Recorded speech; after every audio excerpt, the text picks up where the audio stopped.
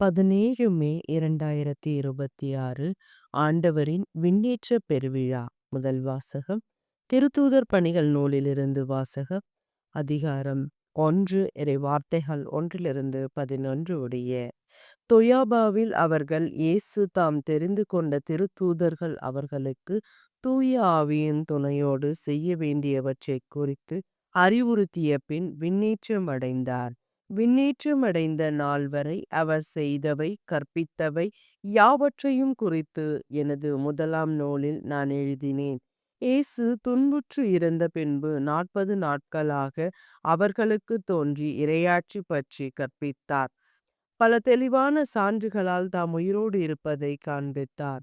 அவர்களோடு சேர்ந்து உண்ணும் பொழுது அவர்களிடம், நீங்கள் எருசலேமை விட்டு நீங்க வேண்டாம், என்னிடமிருந்து கேட்டு அறிந்த தந்தையின் வாக்குறுதி நிறைவேற காத்திருங்கள்.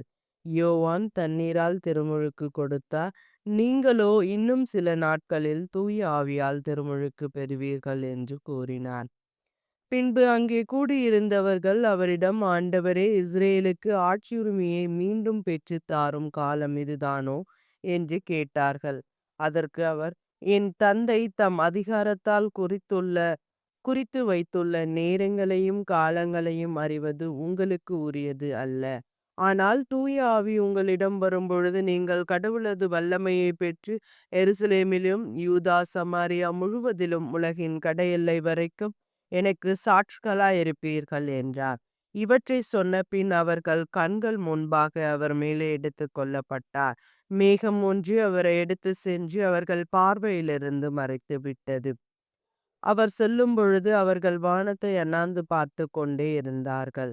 அப்பொழுது வெண்ணுடை அணிந்த இருவர் தோன்றி, கலிலியரே, நீங்கள் ஏன் வானத்தை அண்ணாந்து பார்த்து கொண்டே நிற்கின்றீர்கள்? இந்த இயேசு உங்களிடமிருந்து விண்ணேற்றம் அடைந்ததை கண்டீர்கள் அல்லவா?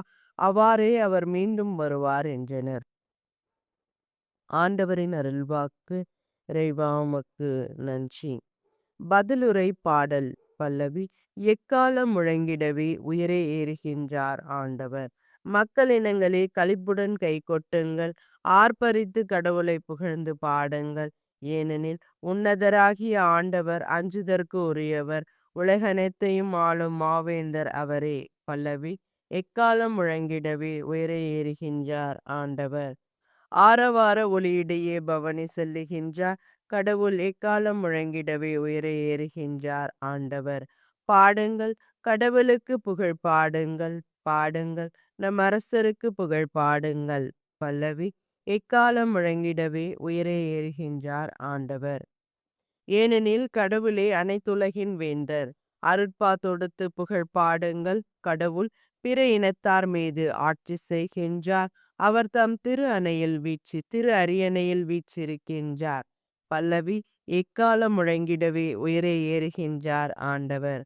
இரண்டாம் வாசகம். திருத்தூதர் பவுல் எபேசியருக்கு எழுதிய திருமுகத்திலிருந்து வாசகம். அதிகாரம் 1. இறை வார்த்தைகள் 17-23 முடிய. சகோதர சகோதரிகளே, நம் ஆண்டவராகிய இயேசு கிறிஸ்துவின் கடவுளும் மாட்சிமிகு தந்தையும் ஆனவர், அவரை முழுமையாக நீங்கள் அறிந்து கொள்ளுமாறு ஞானமும் வெளிப்பாடும் தரும் தூய ஆவியை உங்களுக்கு அருள்வாராக. கடவுளுடைய அழைப்பு உங்களுக்கு எத்தகைய எதிர்நோக்கை தந்துள்ளது என்றும், இறை மக்களுக்கு அவர் அளிக்கும் உரிமை பேறு எத்தனை மாட்சிமிக்கது என்றும், அவர் மீது நம்பிக்கை கொள்பவர்களாகிய நம்மிடம் செயலாற்றுகின்ற அவரது வல்லமை எத்தனை ஒப்புயர்வு அற்றது மேலானது என்றும் நீங்கள் அறியுமாறு உங்கள் அகக்கண்கள் ஒளியூட்ட பெறுவனாக.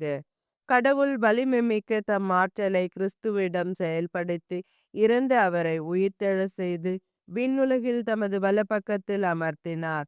அதன் மூலம் ஆட்சியாளர், அதிகாரம் கொண்டோர், வல்லமையுடையோர், தலைமை தாங்குவோர் ஆகிய அனைவருக்கும் மேலாகவும் அவரை உயர்த்தினார். இவ்வுலகில் மட்டுமல்ல, வரும் உலகிலும் வேறு எப்பெயர் கொண்டோருக்கும் மேலாக அவரை உயர்த்தினார். அனைவரையும் கிறிஸ்துவுக்கு அடிபணிய செய்து அனைத்திற்கும் மேலாக அவரை திருச்சபைக்கு தலையாக தந்தருளினார். திருச்சபையே அவரது உடல். எங்கும் எல்லாவற்றையும் நிரப்புகின்ற அவரால் அது நிறைவு பெறுகின்றது. ஆண்டவரின் அருள்வாக்கு. இறைவா உமக்கு நன்றி. நற்செய்தி வாசகம். மத்தேயு எழுதிய தூய நற்செய்தியிலிருந்து வாசகம். அதிகாரம் 28, இறை வார்த்தைகள் 16 20 முடிய.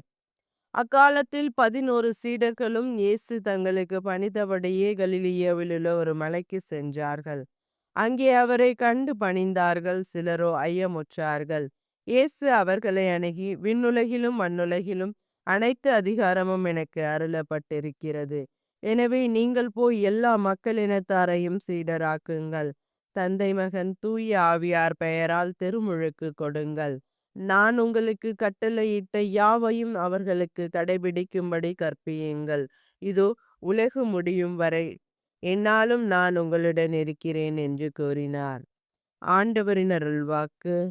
கிறிஸ்துவே உமக்கு புகழ்.